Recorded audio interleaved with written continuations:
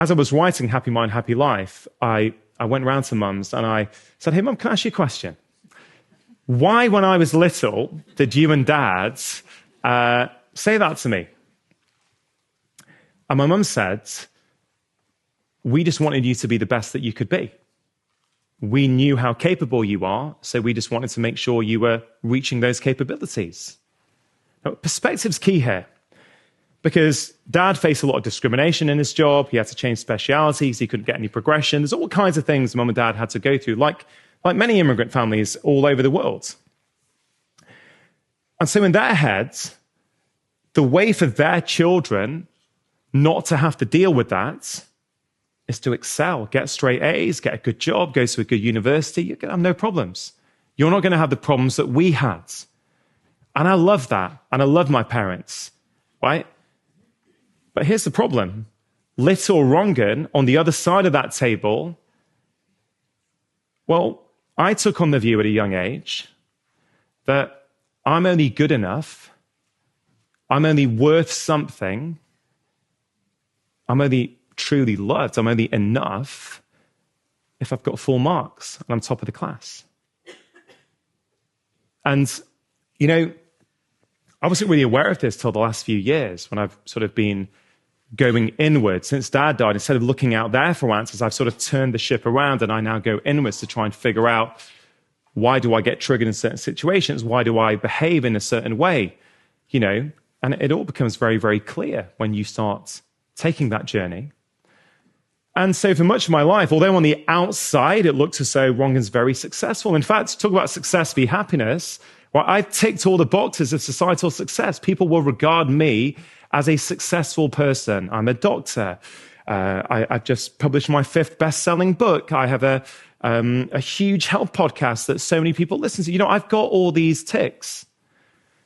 But until a few years ago, I honestly don't think I was happy. Honestly, like, I stand before you now at 44. I can honestly tell you I've never felt this good. Like, I feel so happy, so calm, so content. I know I'm responsible for my emotions. I know that actually my inner well-being is down to me, and I don't have to let the actions of other people negatively influence it. And I detail how I've done all that in the book. And I do believe that's available to every single one of us. But for much of my life, despite the success, I wasn't happy, and many people are in this boat. Why? There's so many doctors. So many of my friends who are doctors are not happy. Why did they go into medicine? Because they were straight A students and it was a good career thing to go. And then you realize in your mid-30s it wasn't the job that you should have done. And so how do you compensate? You get drunk on a Friday and Saturday night to sort of rebalance things. And I mentioned core happiness. I also talk in the book about something called junk happiness. That's the opposite. What is junk happiness? Well, we've all got, I would think, a junk happiness habit of choice, right? Or several. You know, maybe some of you have just picked one. But I reckon most of you, or a few of you, might have more than one. You know, what's a junk happiness habit? Things like, I don't know, sugar, alcohol, scrolling Instagram for 3 hours. That seems like a popular one.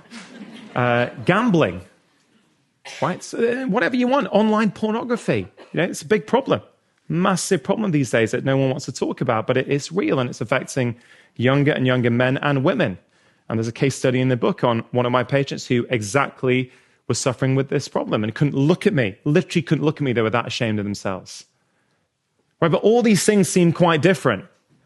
But actually at their core, most of them are the same thing. They're our junk happiness habit of choice that we're using to distract ourselves or numb something that we're feeling. Right? We like to judge a few of them as being bad, and people shouldn't be doing them. You know, the older I get, the more patients I see, the more I realize that for most of us, they're all the same thing. They're just showing up in different things. So I'm not saying there's anything wrong with a junk happiness habit necessarily. What I'm saying is the problem comes as if we engage in these junk happiness habits too often, or if we kid ourselves that they're truly making us happy when they're not. Right? Sure, engage in it, but be aware of why you're engaging in it.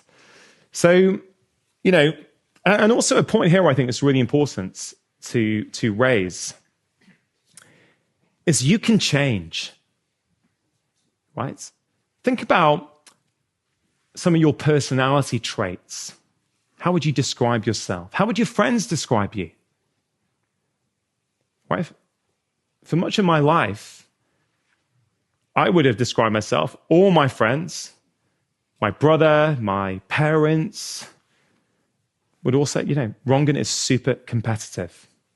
He will not lose. And it's one of these stories that you think, it's just an embarrassing story. Your mum tells, people come round, your mum's like, oh yeah, when Rangan was 7, if he ever lost at Ludo, he'd chuck the board up and walk outside of the room. I don't remember that. I had to, I don't know. I could debate whether that really happened, although my brother's in the audience and he's nodding his head, so maybe it did happen. But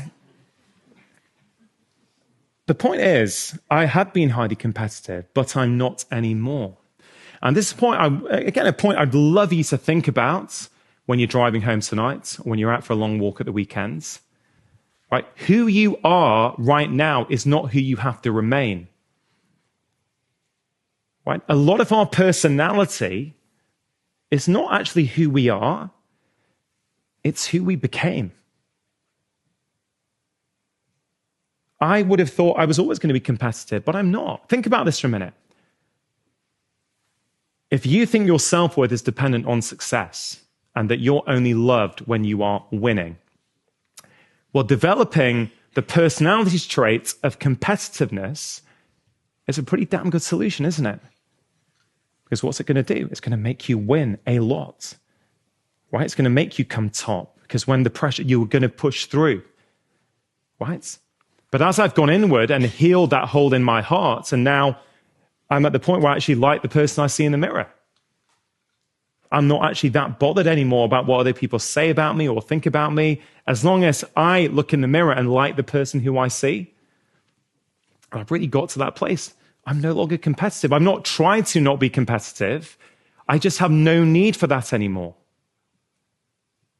Right, so that's quite a big idea for some of you to sit with. That who you are is not how you have to stay. And this all plays into happiness. This all plays into alignment, contentment, and control.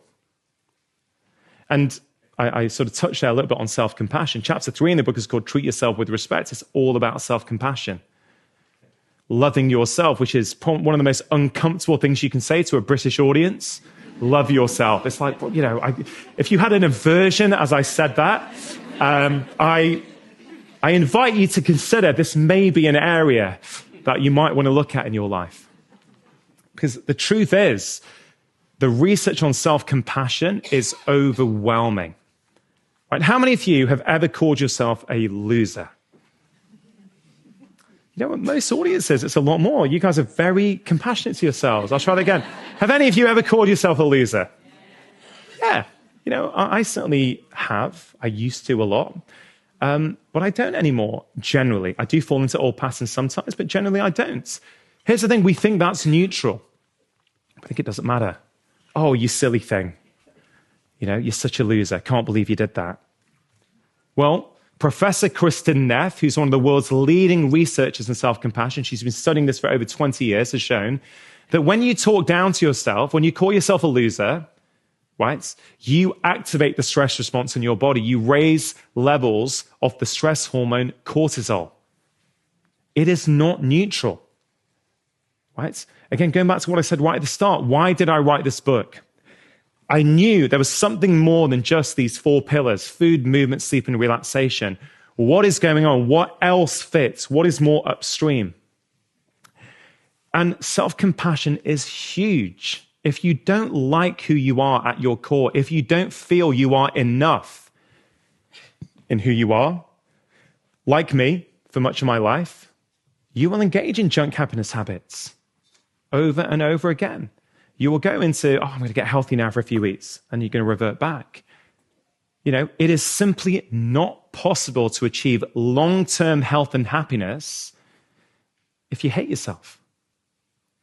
Right? And there's lots of simple things you can do to start address it. Even just an awareness now from this conversation, that will help you. Even if you start to catch yourself every time it happens, go, oh, there, I did that again. Oh, right? That will help you start to change.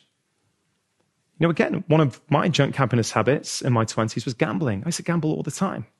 I'd gamble on anything, footy, game of pool, game of snooker.